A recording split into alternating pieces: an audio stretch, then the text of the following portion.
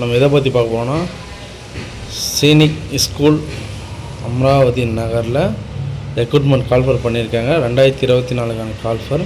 கண்டிப்பாக 2-3 மந்த்ஸில் army recruitment வரப்போகிற எல்லாமே கண்டிப்பாக ரிலீஸ் பண்ணிவிடுவாங்க. எதுவும் பெண்டிங் வச்சுன்னு இருக்க மாட்டாங்க. தற்போதைய கவர்மெண்ட் சைட்லேருந்து சீனிக் ஸ்கூல் திருப்பூரில் அமராவதி நகர் என்ற ஒரு ஏரியாவில் இந்த ஆர்மி ஸ்கூல் நடத்துகிறாங்க. இதுக்கான வேலைவாய்ப்பு பார்த்திங்கன்னா லேப் அசிஸ்டண்ட்டுக்கு ஆள் எடுக்க போகிறாங்க. எலிஜிபிலிட்டி 12வது படிச்சிருக்கணும், பிஎட் படிச்சிருக்கணும், ப்ளஸ் டிஜிஎன்எம். அது என்ன குரூப்புன்னு தெரியல. டீச்சர்ஸ் ட்ரைனிங் முடிச்சவங்களுக்கு கண்டிப்பாக தெரியும். ஓகேவா? இதோட கடைசி தேதி பார்த்திங்கன்னா 14/10/2024 அன்றைக்கி தான் லாஸ்ட் டேட்டு. இது முழுக்க சென்ட்ரல் கவர்மெண்ட் ஜாப்பு, ரெகுலர் பேசிக் தான் ஆர்மி ரெக்ரூட்மெண்ட். இது சரிங்களா? ஒரு ஆர்மி ஸ்கூலில் நீங்கள் ஒரு டீச்சராகவோ நர்ஸாகவோ ஃபீல்டு ஒர்க் பார்க்குற மாதிரி இருக்கும். சரிங்களா? இதோட சேலரி எல்லாமே உங்களுக்கு சென்ட்ரல் கவர்மெண்ட் ஆர்மி சைட்லேருந்து தான் உங்களுக்கு பேஅவுட்டே வரும். தற்போதைய நிலையில் இது கான்ட்ராக்ட் பேசிக் சொல்லியிருக்காங்க.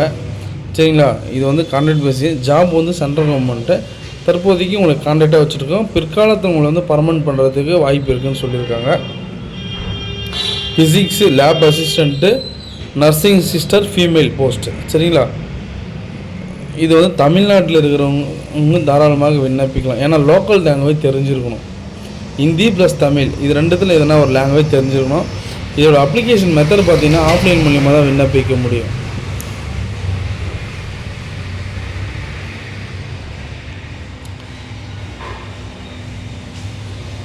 இந்த 3 போஸ்ட்டுக்கு தான் அவங்க ஆள் எடுக்க போகிறாங்க. சரிங்களா? இதோட கடைசி தேதி 14/10/2024. எஜுகேஷன் குவாலிஃபிகேஷன் பார்த்துங்க.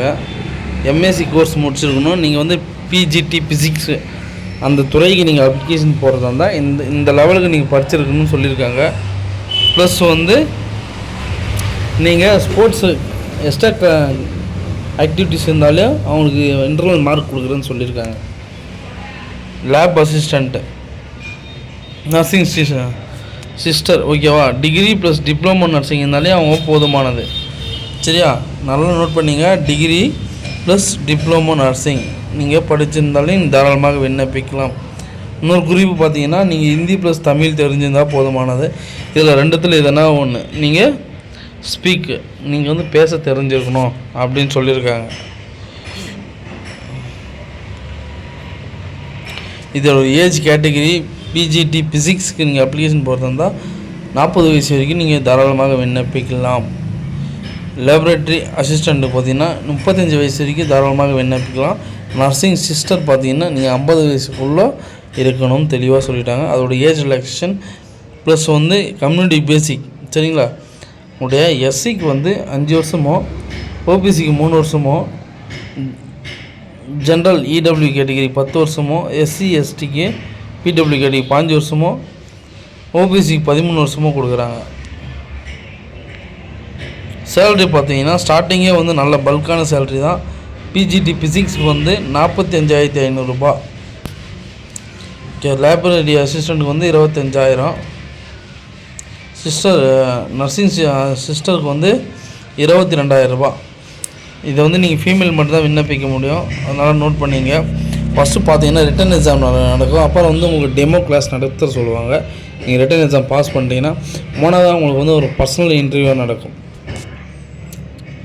எஸ்சி எஸ்டிக்கான விண்ணப்ப கட்டணம் பார்த்தீங்கன்னா 200 ரூபா. ஓபிசி கேட்டகிரி 300 ரூபா. நீங்கள் ஆன்லைன் மூலியமாகவும் பே பண்ணலான்னு சொல்லியிருக்காங்க. நீங்கள் ஸ்டேட் பேங்க்கில் ஒரு டிடி எடுக்கிற மாதிரி இருக்கும். ஓகே, நம்ம ஏதாச்சும் டவுட்னா நீங்கள் கமெண்ட் பண்ணுங்கள். கண்டிப்பாக இதுக்கான தகவலை நான் கண்டிப்பாக டிஸ்கிரிப்ஷனில் லிங்க்கு தரேன், ஃபாலோ பண்ணிங்க. ஏதாச்சும் டவுட்னா நீங்கள் கமெண்ட் பண்ணுங்கள். நம்ம வீடியோ ஃபஸ்ட் டைம் பாருங்கள், ஒரு சப்ஸ்கிரைப் மட்டும் பண்ணிடுங்க. ஓகேவா? தேங்க்யூ.